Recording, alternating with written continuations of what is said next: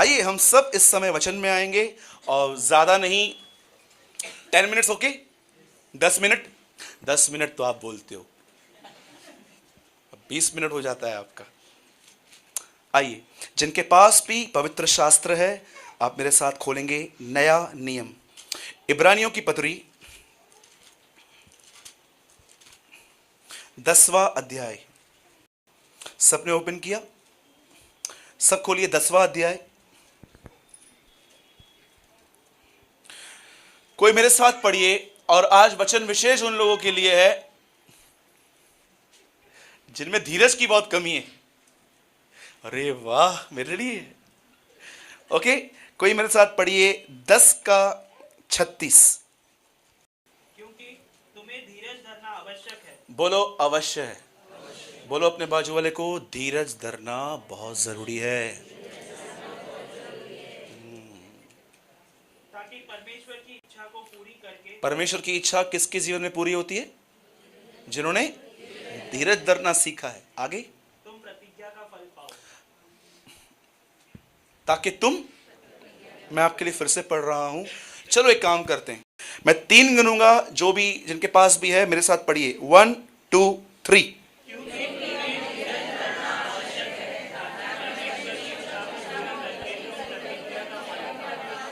Bible यहां पर एक चीज कहती है कि धीरज धरना अवश्य है।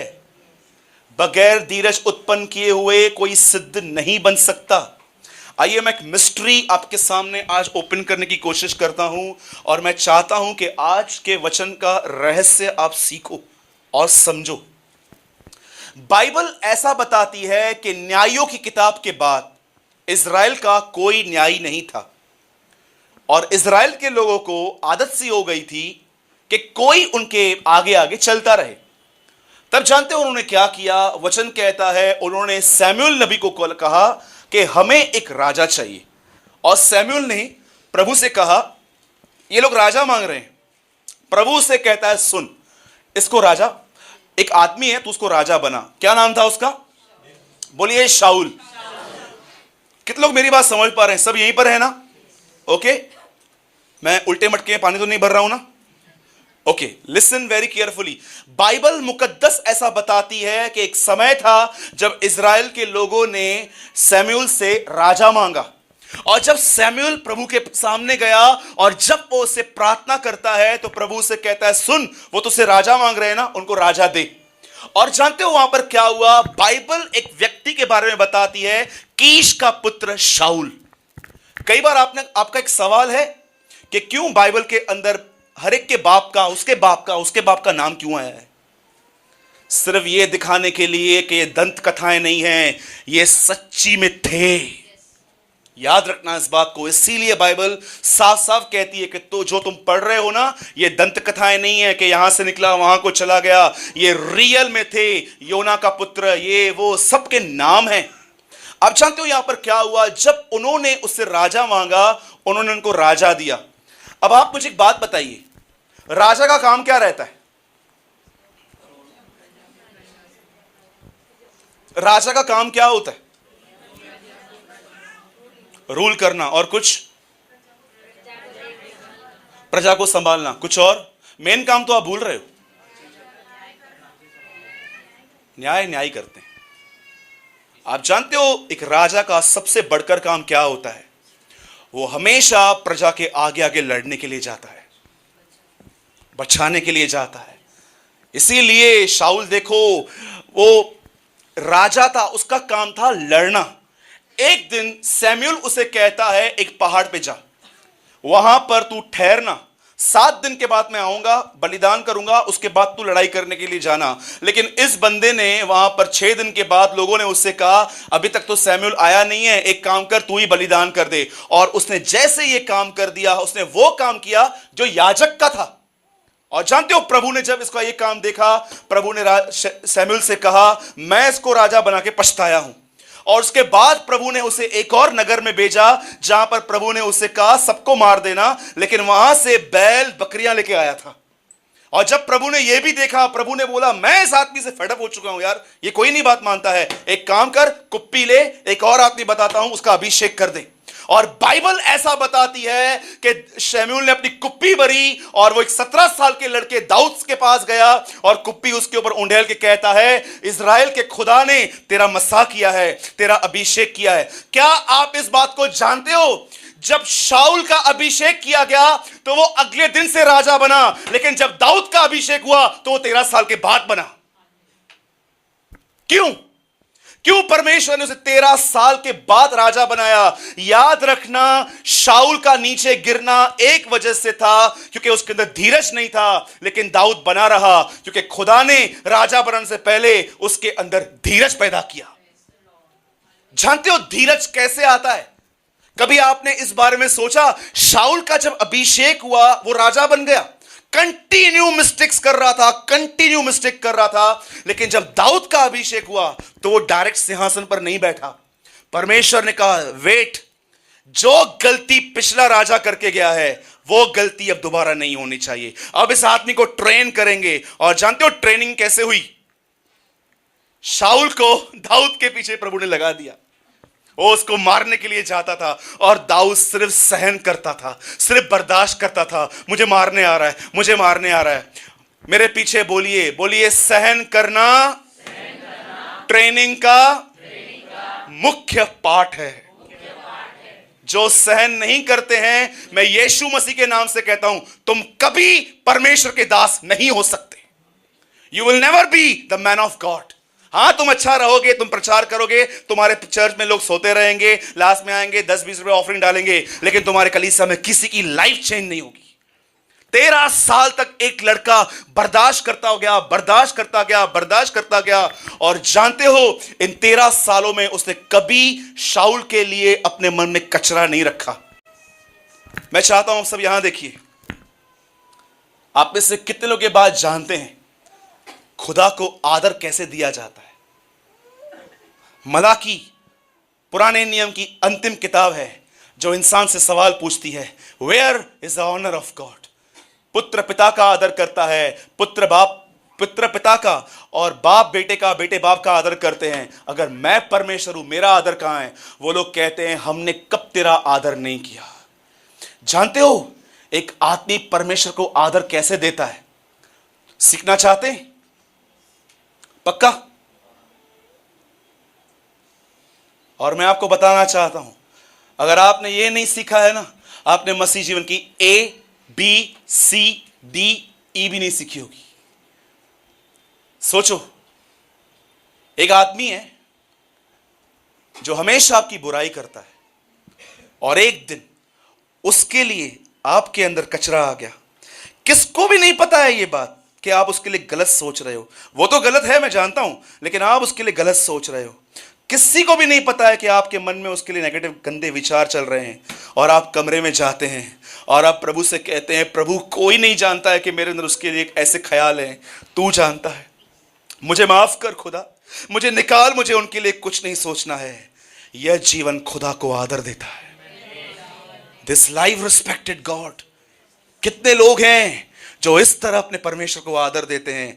आपको किसी ने भी नहीं देखा है कि आप ऐसे विचार रख रहे हो, लेकिन आप जानते हो मेरा परमेश्वर जानता है। और आप रोते हो, तकिए भिगोते हो और आप उससे कहते हो, प्रभु मुझे किसके लिए कुछ नहीं सोचना है, मुझे माफ कर, मुझे यहां से निकाल। आपको याद रखना, शाऊल ने 13 साल जो दाऊद के साथ किया, दाऊद ने 13 साल अपने आप को शुद्ध बनाए रखा था। यीशु मसीह 2 भाइयों को बुलाते हैं, पतरस और आंद्रियास को, लेकिन पहाड़ पे सिर्फ पतरस को लेके जाते हैं। आंद्रियास नीचे खड़ा था। सोचो, आंद्रियास ने अपने आप को कितना शुद्ध बनाया रखा था। ठीक है ना, मेरे भाई को लेके गया तो क्या हुआ, मैं इधर ही ठहरूंगा। इधर आज किसको जय मसीह तो नहीं बोलो, शक्ल देखो कैसे हो जाती है।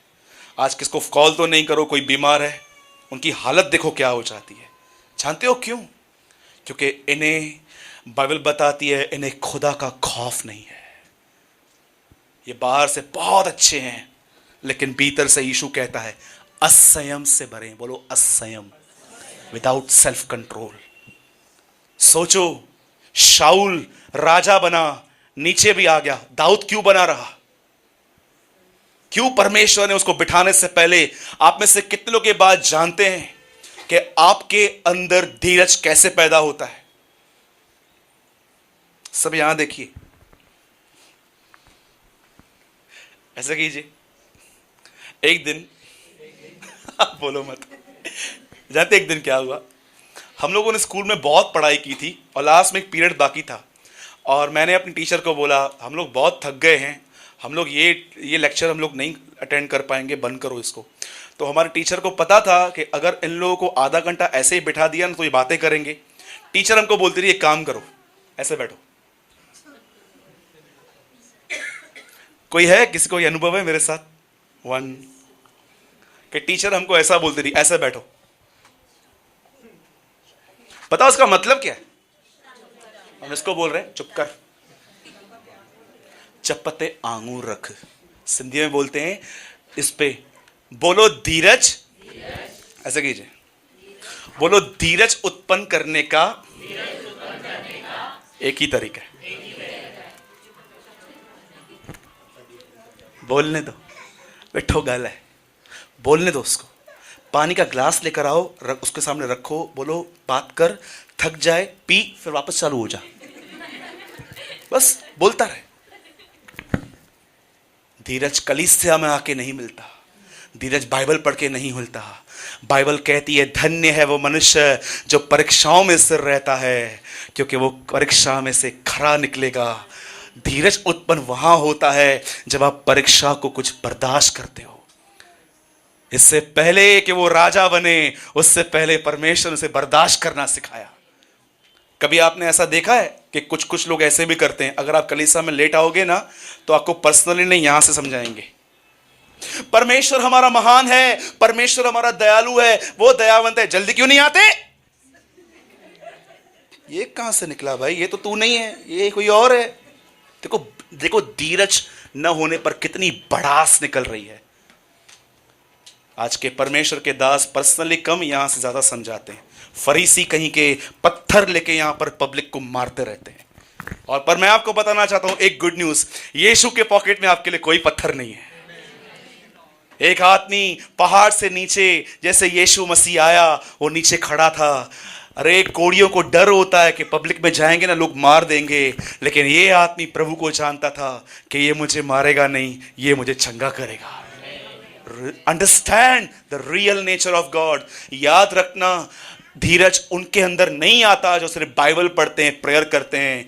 याद रखना, धीरज सिर्फ तब पैदा होता है जब आपको परमेश्वर डिफिकल्ट प्लेसेस पर रखता है और आपको आज्ञा देता है।